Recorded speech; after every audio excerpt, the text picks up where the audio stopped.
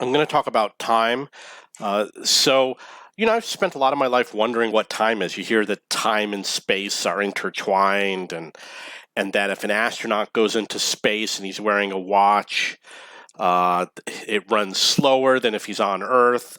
Or, they make claims like this, but, I really spent a lot of time thinking about this. And I honestly believe that time is a measure of the movement of atoms or particles, or it could be of energy. And I'm going to explain my reasoning why. And I think it's supported. And if you research time being related to the movement of particles, you're going to find a lot of people talking about it. And apparently they've been talking about it for a long time. It's not a new concept. When I say a long time, I mean perhaps 100 years or more. So I always wondered, is it possible to travel in time? And I said, well, absolutely, yes, there's a way you can travel in time.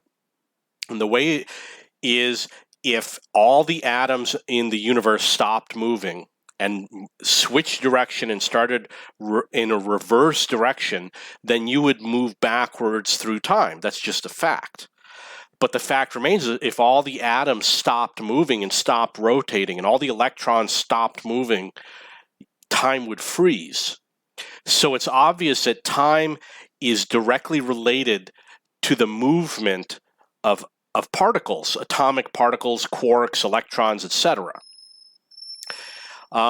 So then what causes a particle to move? Gravity is obviously a force that causes movement in particles. It attracts one particle towards another, which makes it move. And we know that where there's stronger gravity, time changes. Is it that time slows down where there's stronger gravity? I really don't remember. So we know that the movement of particles and time is somehow related. There's another example where you have energy. Let's say you have one particle has more energy than another particle. It will move faster. Well, what happens if you have a certain type of particle? Let's say oxygen is the atom, and then another one is iron.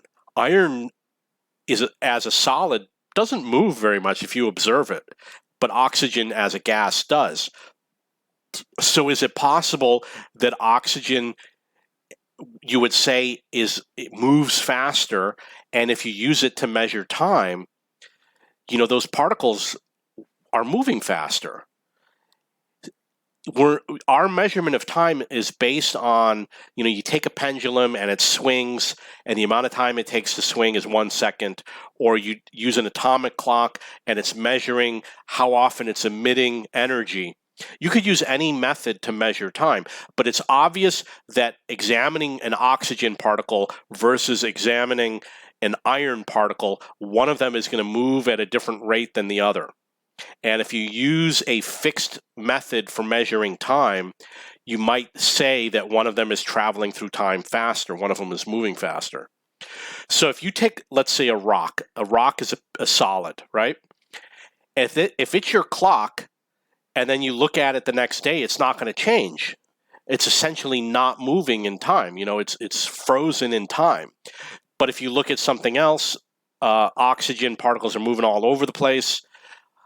So we live in a world that has all sorts of mixed particles, which means there's no universal constant for time. You can't just look around you and say, oh yeah, that's what time is right there. We've got so many different particles that it's confuses the issue. You really have to think hard about how to find the solution. So I honestly believe that time is not a mystery. It's not imaginary. It's not the fourth dimension. I'm not convinced that it's space. Maybe it's correlated with space or indirectly, but I really think that time is a measure of movement of particles. So it's like I said, if the particles start moving faster, time will move faster. And if the particles slow down, time will slow down. It has to do with the energy of the particle and the physical qualities of the particle. Okay, if you have any questions or comments, please post below.